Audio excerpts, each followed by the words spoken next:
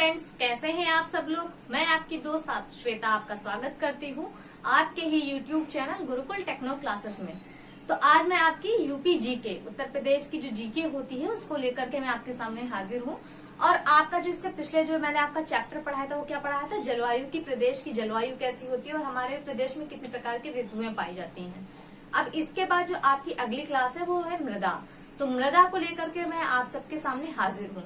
तो आज बात कर लेते हैं कि मृदा क्या होती है। तो जो हमारे जो भूपृष्ठ का वो भाग जो कि हमारे पौधों और जो पौधों को जो खनिज का प्राप्त कराता है या फिर जो उनके लिए लवण का प्राप्त कराता है वो क्या कहलाता है, हमारा मृदा कहलाता है। वह भाग जो पौधे और पदार्थों को हमारे यहाँ जीवाश्म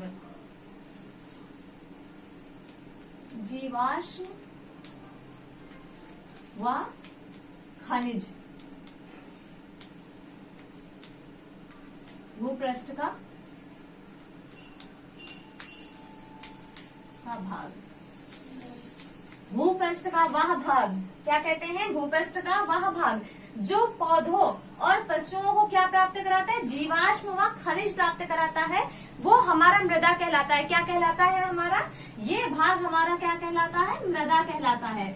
और मृदा क्या है, मृदा को कितने तरीके से बांटा गया। तो अगर मृदा की हम बात कर ले तो उनका जो डिवाइडेशन है वो तीन उसमें करा गया है। क्या तीन उसमें करा गया है, पहला क्या है आपका, जो आपका है वो भावर और तराई की मृदा।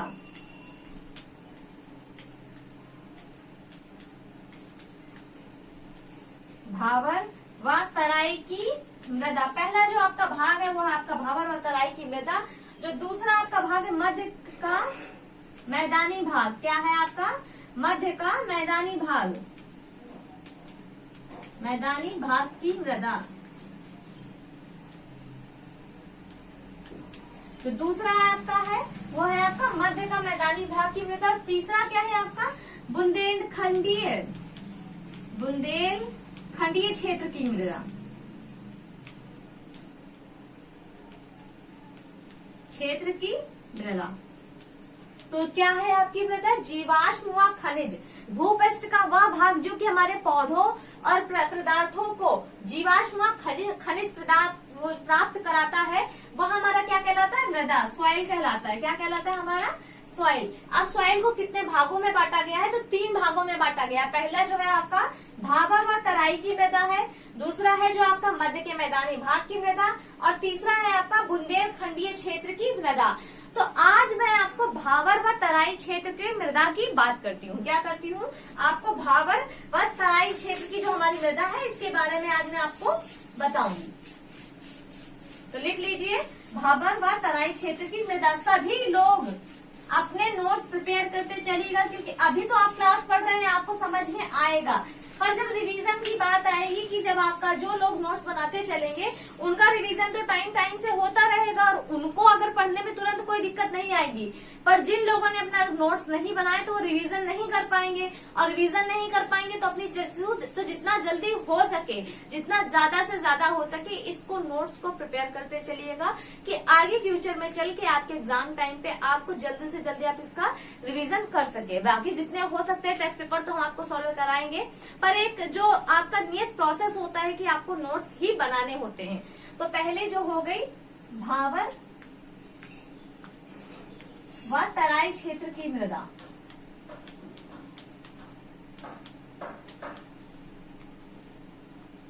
इसमें भी दो भाग हैं। क्या भाग है, एक तो आपका भावर है, दूसरा आपका क्या है, तराई। तो पहला जो आपका भावर है उसको लिख लीजिए।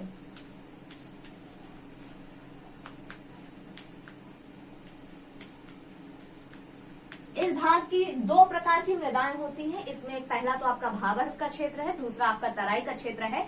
तो जब मैंने आपको इसके पहले पढ़ाया था तो हमने क्या बताया था कि जो आपके जो नदियां पढ़ाई थी तब बताया था कि जो हिमालय से जो हमारे यहाँ पानी प्रवाह के रूप में आता है तो अपने साथ बहुत से कंकड़ पत्थर लाता है। क्या लाता है, कंकड़ पत्थर। तो जैसे ही ये मैदानी क्षेत्र में आने लग जाती है तो सबसे पहले जो हमारी मृदा आती है वो है भावर की मृदा। तो कैसी है, ककरीली और पथरीली है। यहाँ की मृदा कैसी है, पथरीली और पथरीली है। ककरीली पथरीली है और इसमें जो नदियां हैं वो कैसी होगी, इनके नीचे से होके बहती है, पत्थरों के नीचे से, तो दिखाई नहीं होती है। तो जो आपका क्वेश्चन आता है कि यहाँ पे कौन सा ऐसा स्थान है जहाँ पे जो नदियां अदृश्य रूप में बहती हैं, भूमिगत होके बहती हैं, तो वो आपका है भूमिगत होके बहती है। कहाँ पे, भावर के क्षेत्र में ही जो नदियां हैं आपकी भूमिगत नदियां बहती हैं।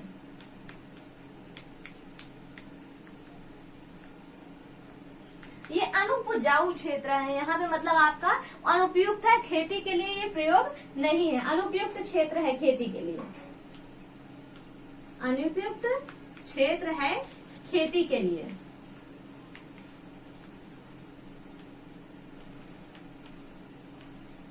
जैसे यहाँ पे बात कर लेते हैं, खेती के लिए तो अनुपयुक्त है ही है। यहाँ पे क्या अधिकतम होता है, तो झाड़ियां क्या होती हैं, यहाँ झाड़ियां व जंगल,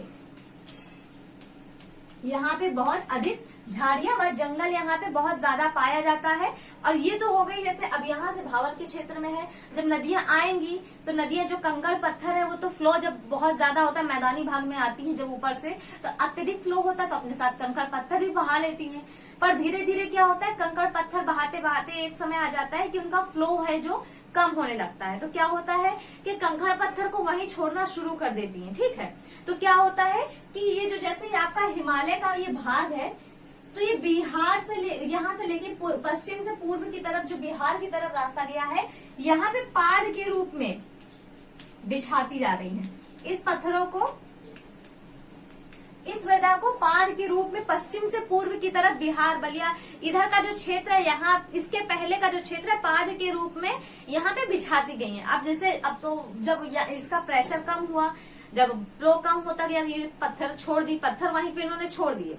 अब क्या हुआ, आगे का जो भाग आया, ये जो चिकनी मिट्टी होती है, बलुई मिट्टी होती है, इसको जो है नदियों के जो अगल बगल के क्षेत्र हैं यहाँ पे बिछाना शुरू करती है। तो वो कौन सा आपका क्षेत्र होता है, तराई का क्षेत्र। क्या होता है आपका, तराई का क्षेत्र। तो आपका जो दूसरा क्षेत्र है,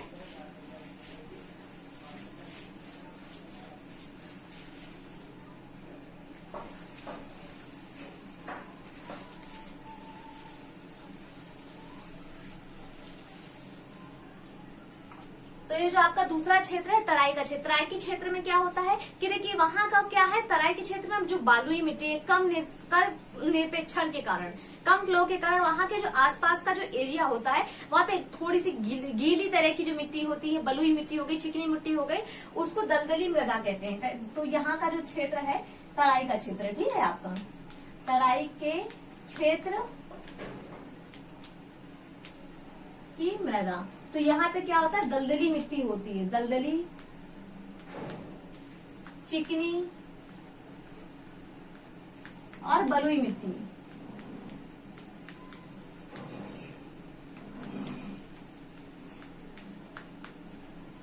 और इसमें क्या होती है, पानी की बहुत अधिकता होती है, नमी होती है, और चूने की ये जो होती है अपने साथ जो पत्थर लेकर आती है, इसमें चूने की भी बहुत अधिकता होती है। क्या होती है, चूने की अधिकता होती है। इस जो मिट्टी में होती है, जो चूना होता है आपका, ये अधिक होता है, और इसमें होती नमी, नमी की अधिकता।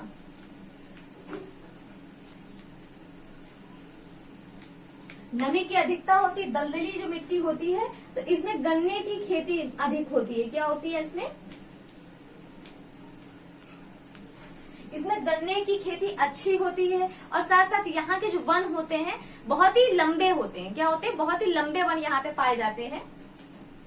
मृदा, तो गन्ने की खेती अच्छी होती है।